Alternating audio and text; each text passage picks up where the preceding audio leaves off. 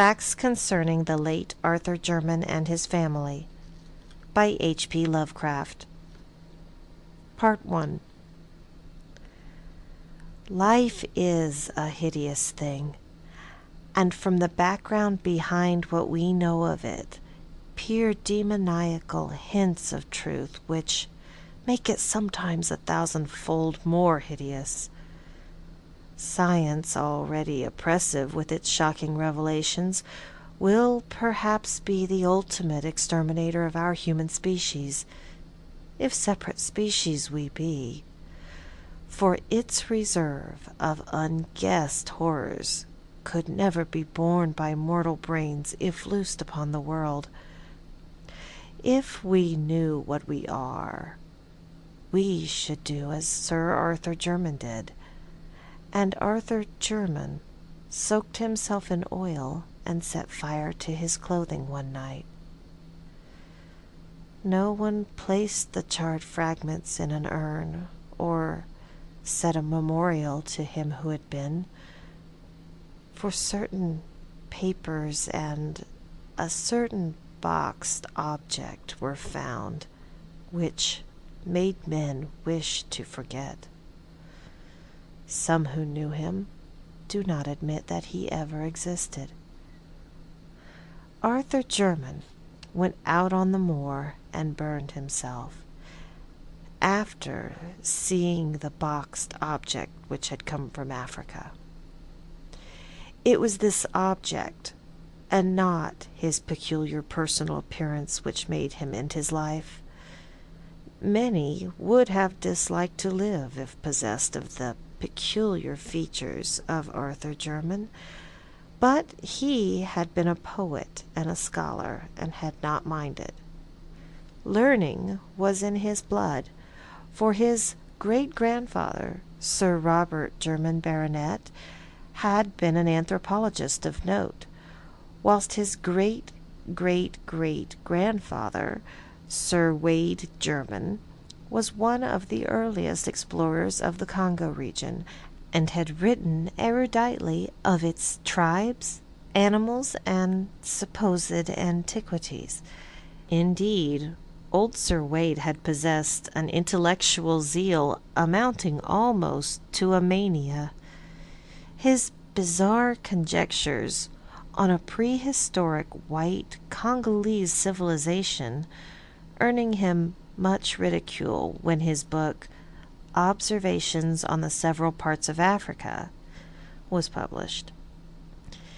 In 1765, this fearless explorer had been placed in a madhouse at Huntingdon.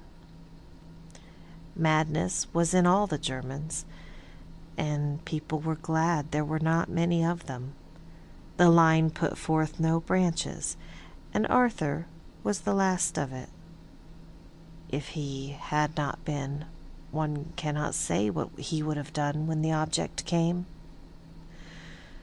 The Germans never seemed to look quite right. Something was amiss, though Arthur was the worst, and the old family portraits in Jermyn House showed fine faces enough before Sir Wade's time. Certainly the madness began with Sir Wade, whose wild stories of Africa were at once the delight and terror of his few friends. It showed in his collection of trophies and specimens, which were not such as a normal man would accumulate and preserve, and appeared strikingly in the oriental seclusion in which he kept his wife. The latter, he had said, was the daughter of a Portuguese trader whom he met in Africa, and did not like English ways. She, with an infant son born in Africa, had accompanied him back from the second and longest of his trips, and had gone with him on the third and last, never returning. No one had ever seen her closely, not even the servants, for her disposition had been violent and singular. During her brief stay at Jermyn House, she occupied a remote wing and was waited on by her husband alone. Sir Wade was, indeed, most peculiar in his solicitude for his family, for when he returned to Africa, he would permit no one to care for his young son, save a loathsome black woman from Guinea. Upon coming back, after the death of Lady Jermyn, he himself assumed complete care of the boy. But it was the talk of Sir Wade, especially when in his cups, which chiefly led his friends to deem him mad. In a rational age like the 18th century, it was unwise for a man of learning to talk about wild sights and strange scenes under a Congo moon, of the gigantic walls and pillars of a forgotten city crumbling and vine-grown, and of damp, silent stone steps leading interminably down into the darkness of abysmal treasure vaults and inconceivable catacombs. Especially was it unwise to rave of the living things that might haunt such a place, of creatures half of the jungle and half of the impiously aged city, fabulous creatures which even a Pliny might describe with skepticism, things that might have sprung up after the great apes had overrun the dying city with the walls and the pillars, the vaults and the weird carvings. Yet, after he came home for the last time, Sir Wade would speak of such matters with a shudderingly uncanny zest, mostly after his third glass at the Knight's Head, boasting of what he had found in the jungle and of how he had dwelt among terrible ruins known only to him. And finally, he had spoken of the living things in such a manner that he was taken to the madhouse. He had shown little regret when shut into the barred room at Huntingdon, for his mind moved curiously. Ever since his son had commenced to grow out of infancy, he had liked his home less and less, till at last he had seemed to dread it. The Knight's Head had been his headquarters, and when he was confined, he expressed some vague gratitude, as if for protection. 3 years later he died. Wade Jermyn's son, Philip, was a highly peculiar person. Despite a strong physical resemblance to his father, his appearance and conduct were, in many particulars, so coarse that he was universally shunned. Though he did not inherit the madness which was feared by some, he was densely stupid and given to brief periods of uncontrollable violence. In frame, he was small but intensely powerful, and was of incredible agility. 12 years after succeeding to his title, he married the daughter of his gamekeeper, a person said to be of gypsy extraction, but before his son was born, joined the navy as a common sailor, completing the general disgust which his habits and misalliance had begun. After the close of the American War, he was heard of as a sailor on a merchantman in the African trade, having a kind of reputation for feats of strength and climbing, but finally disappearing one night as his ship lay off the Congo coast. In the son of Sir Philip Jermyn, the now accepted family peculiarity took a strange and fatal turn. Tall and fairly handsome, with a sort of weird Eastern grace, despite certain slight oddities of proportion, Robert Jermyn began life as a scholar and investigator. It was he who first studied scientifically the vast collection of relics which his mad grandfather had brought from Africa, and who made the family name as celebrated in ethnology as in exploration. In 1815, Sir Robert married a daughter of the 7th Viscount Brightholme, and was subsequently blessed with 3 children, the eldest and youngest of whom were never publicly seen on account of deformities in mind and body. Saddened by these family misfortunes, the scientists sought relief in work and made 2 long expeditions in the interior of Africa. In 1849, his second son, Neville, a singularly repellent person who seemed to combine the surliness of Philip Jermyn with the hauteur of the Brightholmes, ran away with a vulgar dancer, but was pardoned upon his return in the following year. He came back to Jermyn House a widower with an infant son, Alfred, who was one day to be the father of Arthur Jermyn. Friends said that it was this series of griefs which unhinged the mind of Sir Robert Jermyn, yet it was probably merely a bit of African folklore which caused the disaster. The elderly scholar had been collecting legends of the Onga tribes near the field of his grandfather's and his own explorations, hoping in some way to account for Sir Wade's wild tales of a lost city peopled by strange hybrid creatures. A certain consistency in the strange papers of his ancestor suggested that the madman's imagination might have been stimulated by native myths.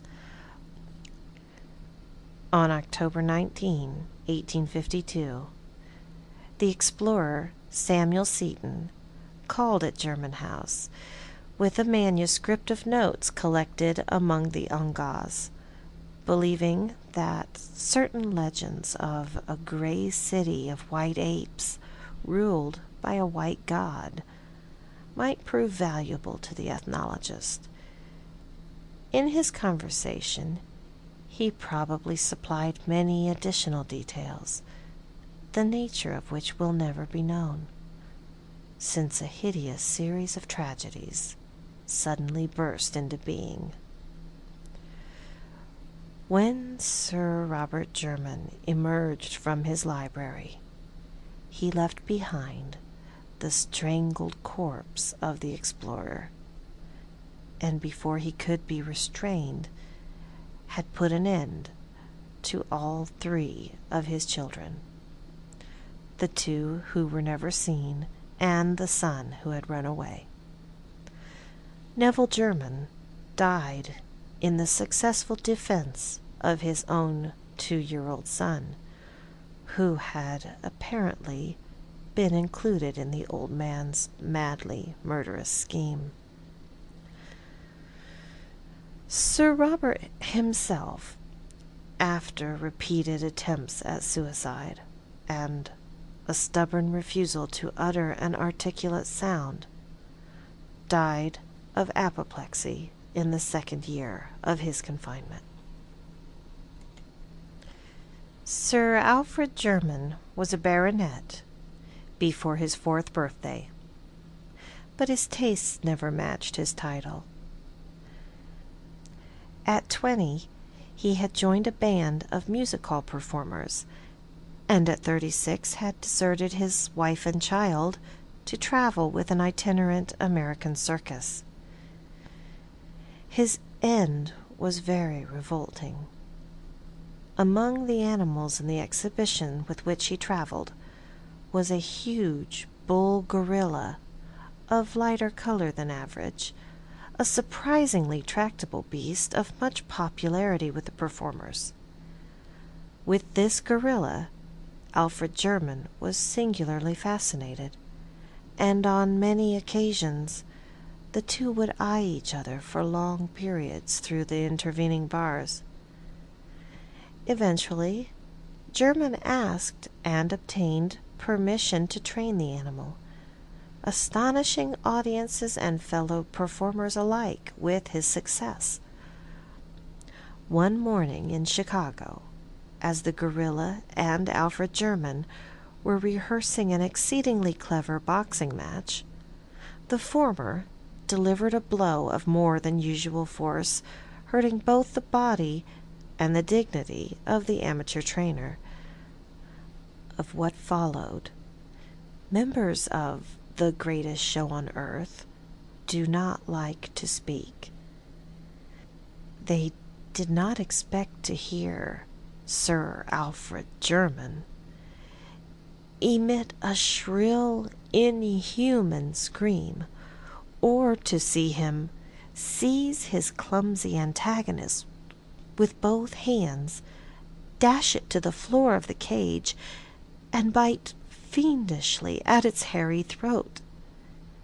The gorilla was off its guard, but not for long, and before anything could be done by the regular trainer, the body, which had belonged to a baronet, was past recognition.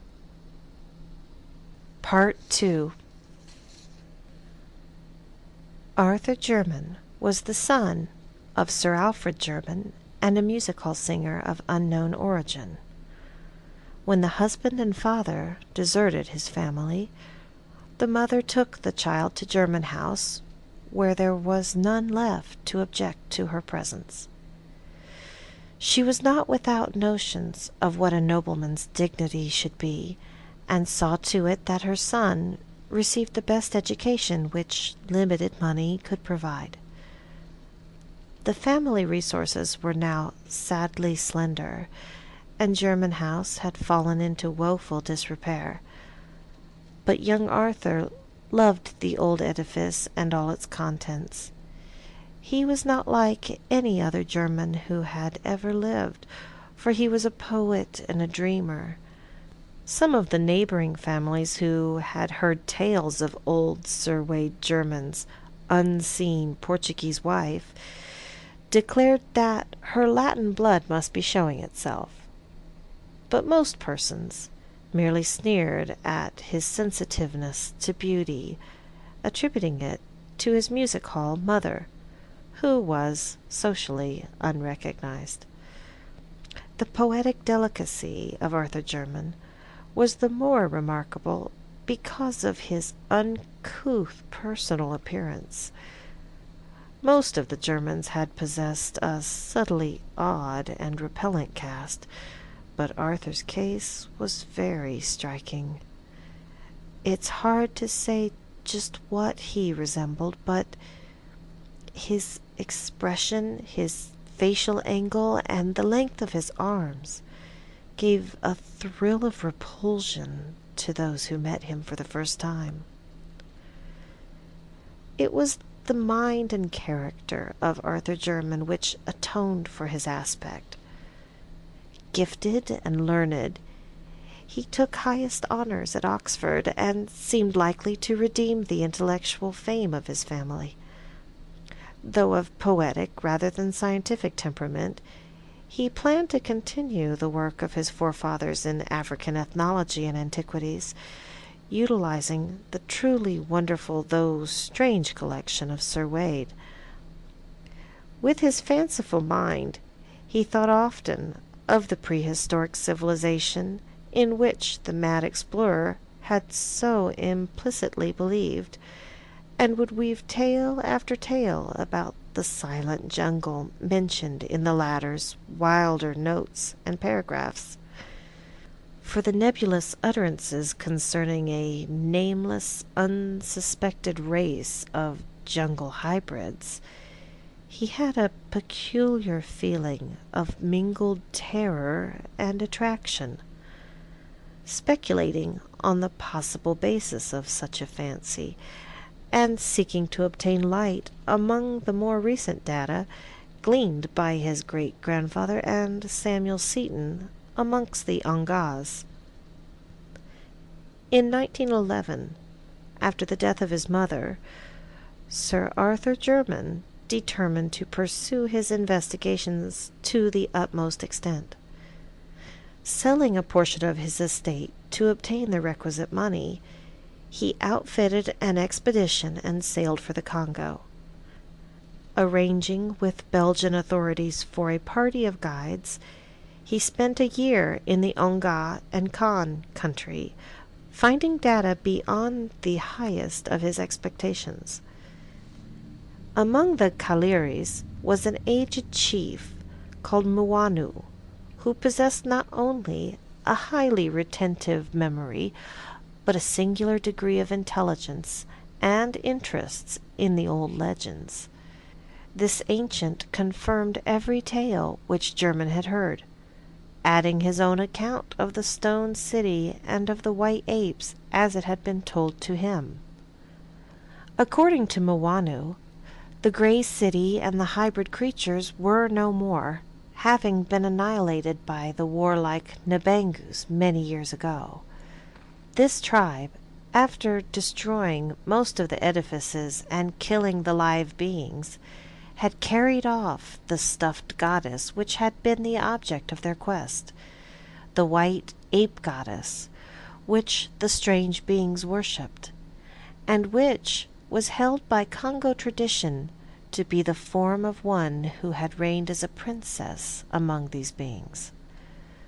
Just what the white ape-like creatures could have been, Muanu had no idea, but he thought they were the builders of the ruined city.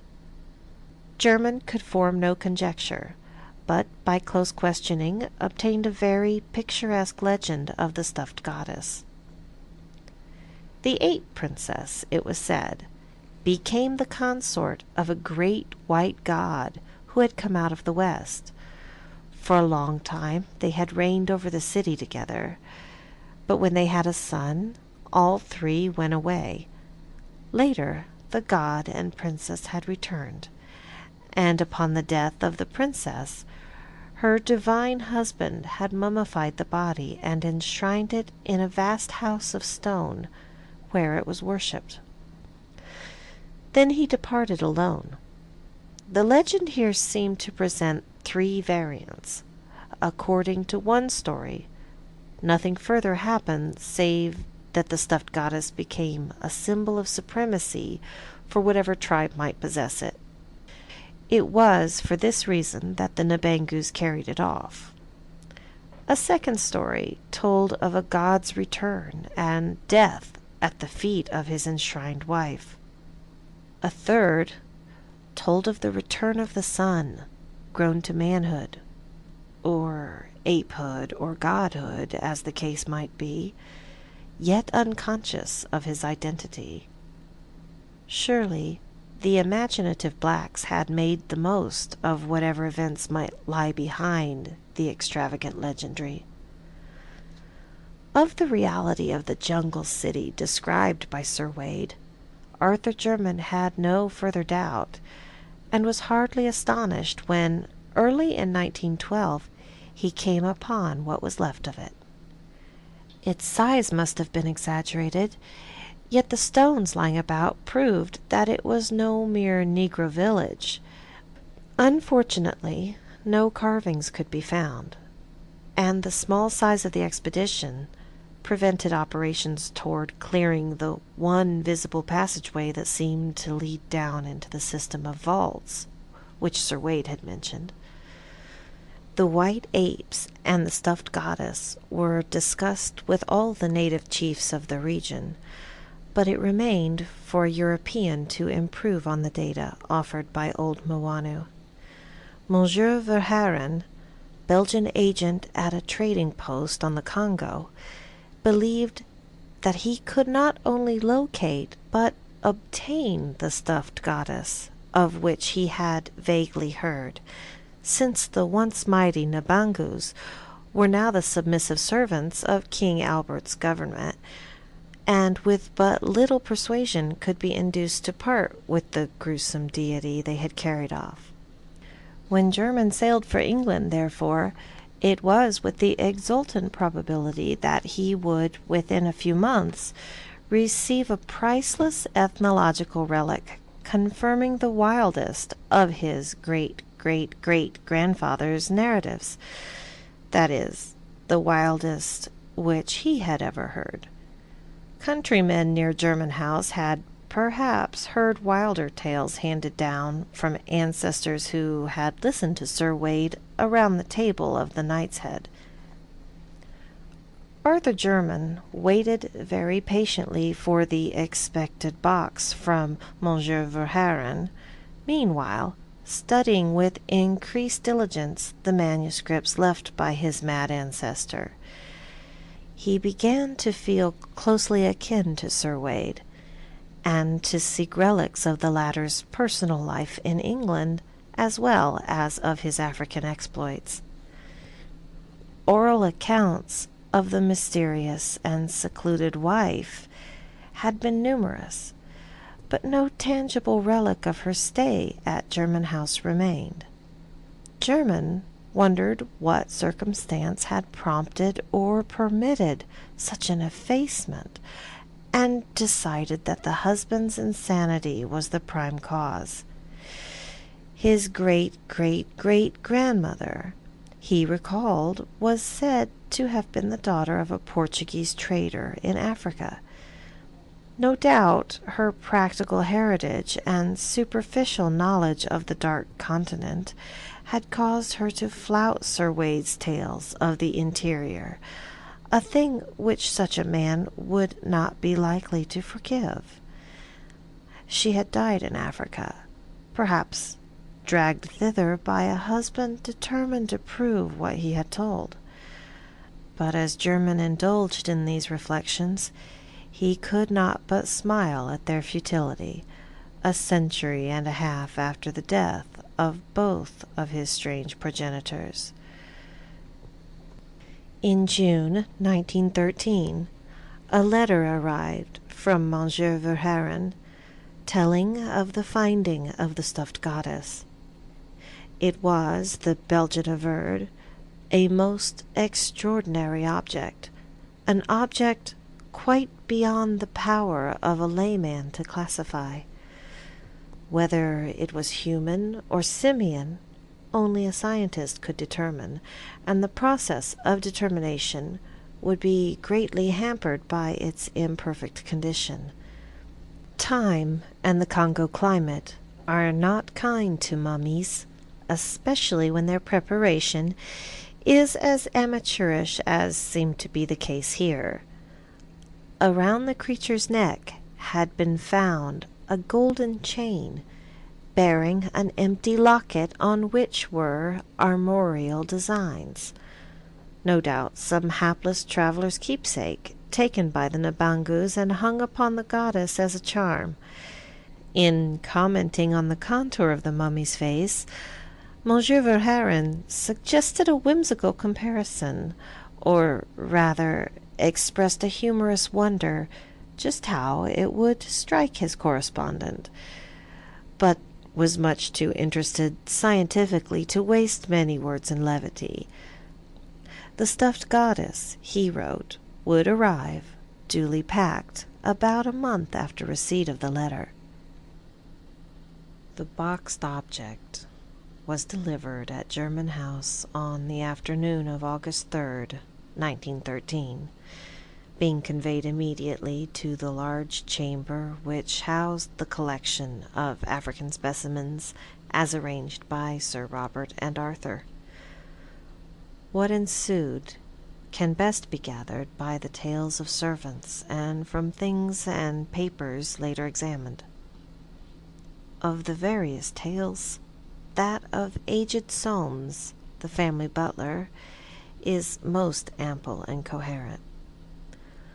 According to this trustworthy man, Sir Arthur Jermyn dismissed everyone from the room before opening the box, though the instant sound of hammer and chisel showed he did not delay the operation. Nothing was heard for some time.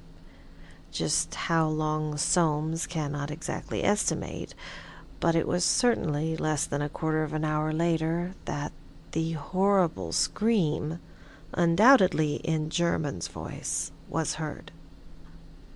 Immediately afterward, Jermyn emerged from the room, rushing frantically toward the front of the house as if pursued by some hideous enemy. The expression on his face, a face ghastly enough in repose, was beyond description. When near the front door, he seemed to think of something, and turned back in his flight, finally disappearing down the stairs to the cellar. The servants were utterly dumbfounded, and watched at the head of the stairs, but their master did not return. A smell of oil was all that came up from the regions below. After dark, a rattling was heard at the door leading from the cellar into the courtyard, and a stable boy saw Arthur Jermyn, glistening from head to foot with oil, and redolent of that fluid, steal furtively out and vanish on the black moor surrounding the house. Then, in an exaltation of supreme horror, everyone saw the end. A spark appeared on the moor, a flame arose, and a pillar of human fire reached to the heavens. The house of Jermyn no longer existed. The reason why Arthur Jermyn's charred fragments were not collected and buried lies in what was found afterward, principally the thing in the box.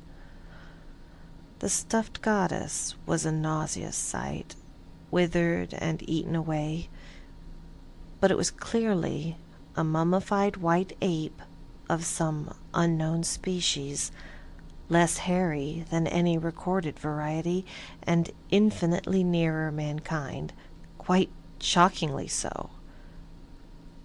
Detailed description would be rather unpleasant, but two salient features must be told, for they fit in revoltingly with certain notes of Sir Wade Jermyn's African expeditions, and with the Congolese legends of the White God and the Ape Princess.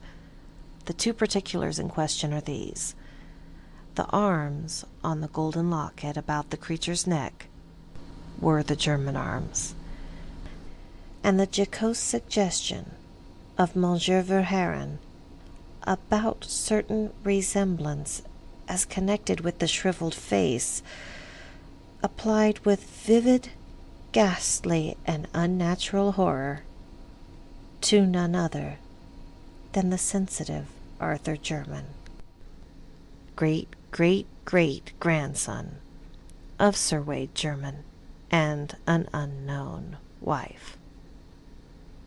Members of the Royal Anthropological Institute burned the thing and threw the locket into a well, and some of them do not admit that Arthur Jermyn ever existed.